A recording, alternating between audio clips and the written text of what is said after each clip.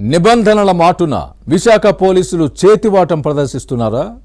Function హాల్స్లోకి enter అయ్యి యువకుల mobile phones బలవంతంగా స్వాధీనం చేసుకోవడాన్ని ఏమనాలి? ట్రాఫిక్ సమస్యల్ని గాలి కొదిలేసి వాహనాల ఫోటోలు తీసి ఫైన్స్ వేయడానికే పరిమితమవుతున్నారనే విమర్శలు ఎందుకు వస్తున్నాయి? బార్ల దగ్గరే డ్రంక్ అండ్ డ్రైవ్ నిర్వహిస్తూ మందుబాబుల్ని టార్గెట్ చేస్తున్నారా? విశాఖ పోలీస్ కమిషనరేట్ పరిధిలోనే ఇలాంటి ఆరోపణలు ఎక్కువగా ఎందుకు వస్తున్నాయి?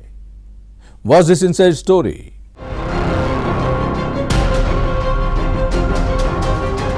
విశాఖపట్నం రాష్ట్రంలో పెద్ద నగరం. లా అండ్ ఆర్డర్ నిర్వహణ కూడా ఇక్కడ కత్తి మీద సామే. కానీ ఇక్కడ పోలీసులు శాంతి భద్రతల పరిరక్షణ పేరుతో ఓవర్ యాక్షన్ చేస్తున్నారనే విమర్శలు ఎదుర్కొంటున్నారు. అన్నింటా అతి చేస్తున్నారంటూ జనం మండిపడుతున్నారు. చేతివాటం ప్రదర్శిస్తున్నారనే ఆరోపణలు లేకపోలేదు. విశాఖపట్నం జిల్లాలోని అన్ని స్టేషన్లు ఇప్పుడు పోలీస్ కమిషనరేట్ పరిధిలోకే వస్తాయి. అంతేకాదు మిగతా చోట్ల ఎస్పీ స్థాయి అధికారి జిల్లా బాధ్యతలను చూస్తే ఇక్కడ అడిషనల్ డీజీ ర్యాంక్ అధికారి సిపిగా వ్యవహరిస్తున్నారు.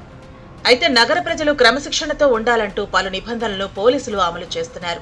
అవి ప్రతి ఒక్కరూ హెల్మెట్ పెట్టుకోవాలి. 2-వీలర్ నడుపుతున్న వారితో పాటు వెనుక కూర్చున్న వారు ఈ నిబంధన పాటించాలి. ఈ విషయంలో అవగాహన కోసం పలు చోట్ల హోర్డింగ్లు పెట్టారు. హెల్మెట్స్ పెట్టుకోలేకపోతే ఫైన్లు వేస్తున్నారు. వీటికి తోడు నగరంలో యువత విచ్చలవిడితనం పెరిగిపోతోంది. గంజాయి మూకలు, తాగుబోతుల సంఖ్య పెరిగి న్యూసెన్స్ అవుతోందని చాలా ప్రాంతాల్లో గస్తీ పెంచారు. వీటికి తోడు డ్రంక్ అండ్ డ్రైవ్ నిర్వహిస్తున్నారు. రూల్స్ అతిక్రమించిన వారి మీద కూడా పోలీసులు కఠినంగా వ్యవహరిస్తున్నారు. పోలీసులు వారి పని చేసుకోవడంలో తప్పులేదు, కానీ ఓవర్ యాక్షన్ చేయటమే విమర్శలకు తావిస్తోంది.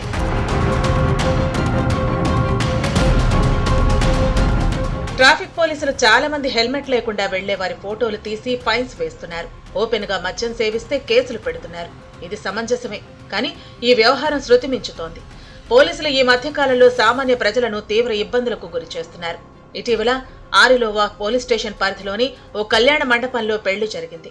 కొందరు యువకులు అప్పటికే మద్యం సేవించి ఫంక్షన్ హాల్లో భోజనాలు చేస్తున్నారు. పోలీసులు వారి దగ్గరకొచ్చి సెల్ ఫోన్లు లాక్కున్నారు.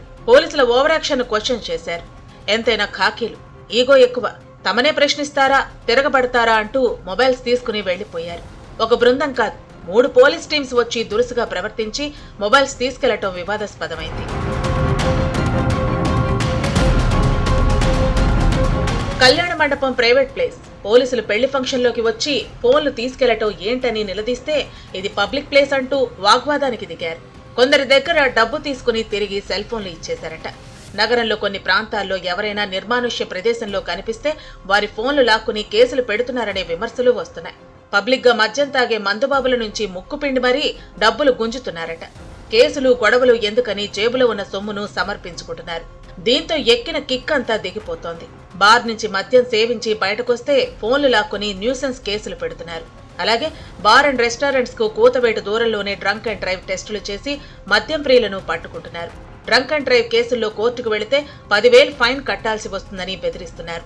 మాకిచ్చేస్తే 3,000 అన్నట్లు కొన్ని స్టేషన్లలో దందాలు చేయడంతో పోలీసు ఉన్నతాధికారుల దృష్టికి వెళ్లింది. దీంతో నగర పోలీస్ కమిషనర్ ఓ ఎస్ఐతో పాటు కొందరు కానిస్టేబుల్స్ ను సస్పెండ్ చేశారంటే పరిస్థితి తీవ్రతను అర్థం చేసుకోవచ్చు.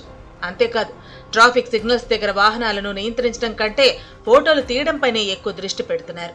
వీరు చేసే అతిని చూసి ప్రభుత్వం డబ్బులు దండుకుంటుందా అని ప్రజలు అనుకునే పరిస్థితి వచ్చింది.